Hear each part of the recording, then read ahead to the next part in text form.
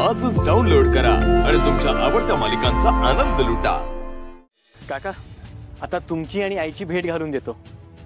हो हो, अरे मला तुझ्या आईला भेटायचंच आहे। इतक्या सद्गुणी मुलाची आई कोण आहे बघू दे तरी।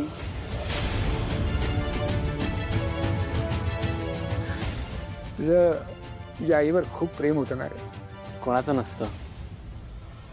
तुम्हाला माहिती आहे, माझी आई ना नेहमी म्हणायची की जेवढी माणसं आपण आपल्या आयुष्यात जोडतो ना, तितकं आपलं आयुष्य सुंदर होतं।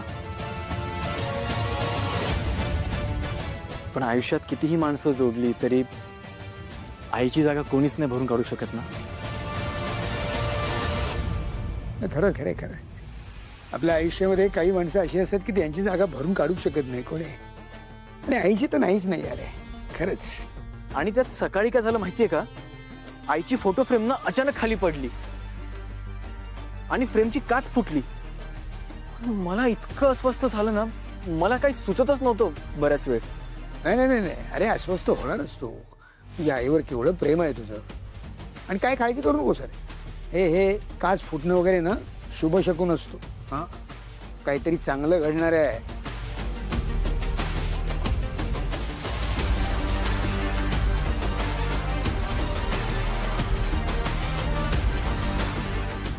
ही माझी आई।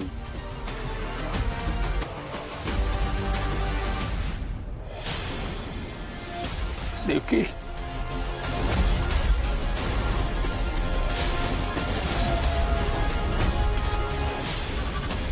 आई, माझे नवीन मित्र।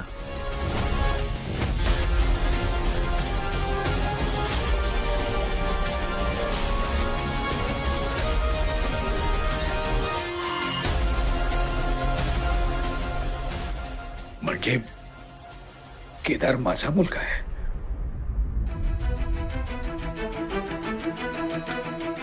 दयानंद काका, काका तुम्हाला माहिती आहे, माझी आई ना जगातली बेस्ट आई आहे। म्हणजे आई म्हणून नाही, तरी व्यक्ती म्हणून सुद्धा ती खूप चांगली आहे।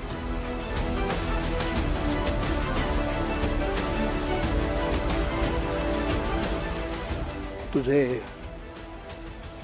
वडील कुठे? नाव काढू नका त्या माणसाचा।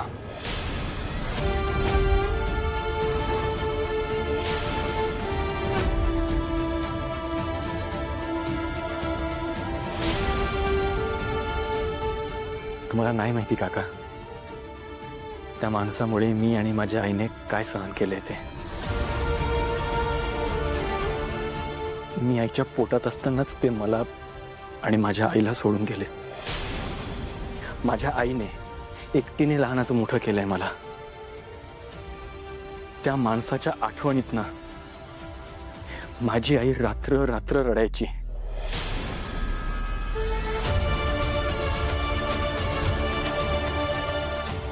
माझी आई जिवंत आहे की नाही हे सुद्धा बघायला तो आलेला नाहीये। तिने खूप सहन केलंय, खूप सोसावं लागलं तिला। आणि एवढं सगळं होऊनही त्या माणसाबद्दल एक वाईट शब्द नाही बोलायची ती। मला ना या गोष्टीचं खूप आश्चर्य वाटतं। मी लहान असताना तिला बऱ्याचदा विचारायचो की आई, बाबांचं नाव काय आहे, ते कसे दिसतात, ते कुठे राहतात, पण तिने मला त्यांच्याबद्दल काहीच नाही सांगितलं।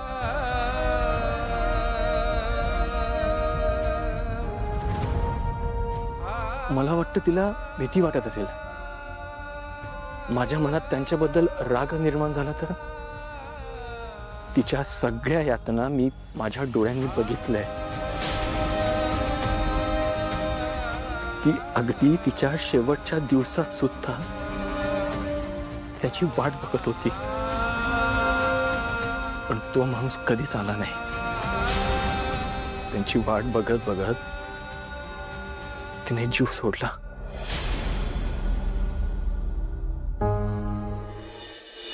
आई तुझी कशी काय गेली?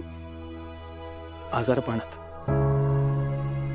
मी 10 वर्षाचा असेल, शेवटच्या दिवसात तिला खूप त्रास झाला, पण औषधांची रिॲक्शन झाली होती. तिला खूप वेगवेगळ्या ट्रीटमेंट्स ट्राय केल्या, पण नाही वाचू शकली.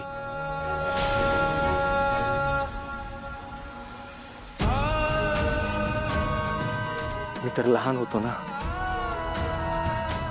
काय करू पण नाही शकलो. तेव्हा कळत नव्हतं, पण आत्ता जेव्हा कळायला लागलंय ना, तेव्हा असं वाटतं की एवढं अवघड आयुष्य ना देवाने कोणालाच नाही द्यायला पाहिजे. मी बघितले तिला होणारा त्रास, यातना. तिच्यात कुठून एवढी ताकद आली नाही सगळं सहन करण्याची. खरंच मला ना कधी कधी आश्चर्य वाटतं.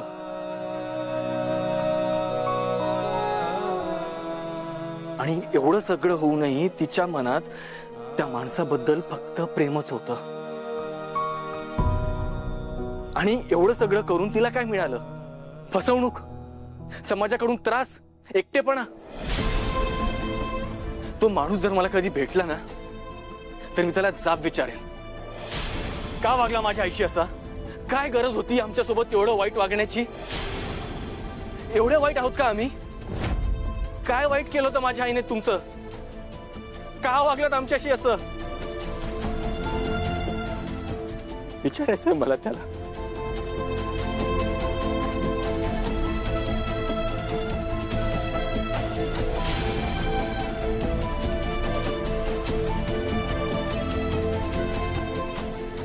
ठीक आहे. It's okay. काका, काका, खरंच मी सॉरी. सॉरी. तुम्ही या ना, बसा ना तुम्ही. नाही सॉरी, मी माझंच चालू करून दिलं. I am so sorry. मी तुम्हाला काही खायला करू का? मी लगेच पोहे करतो. नाही नको, खरंच नको. मला आता निघावं लागेल. एवढ्यात? काका आत्ताच तर आला तुम्ही. मी चहा किंवा कॉफी तरी करतो लगेच. नको, नेक्स्ट टाइम प्लीज. ठीक आहे काका, थँक्यू सो मच. तुम्ही वेळ काढून इकडे आलात आणि तुम्ही तुमचं प्रॉमिस पूर्ण केलं. पहिल्यांदा कोणाशी तरी मनापासून गप्पा मारल्या. इथून पुढे तुला कधी कसली गरज लागली तर हा तुझा मित्र तुझ्या कायम बरोबर आहे. कधीही मला सांग, काही माग.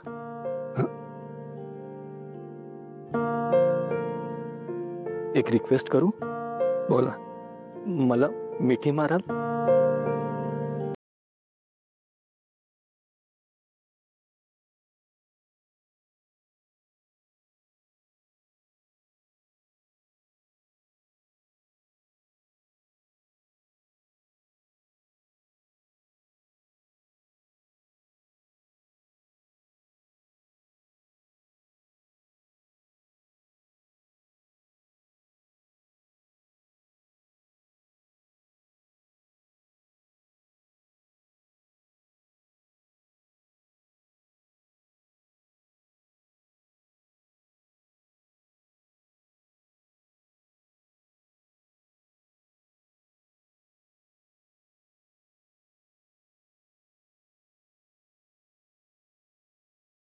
नंतर एक पोरगी आली, एकदम धीट. आणि ती व्यक्ती म्हणजे अहिल्या वेसकर.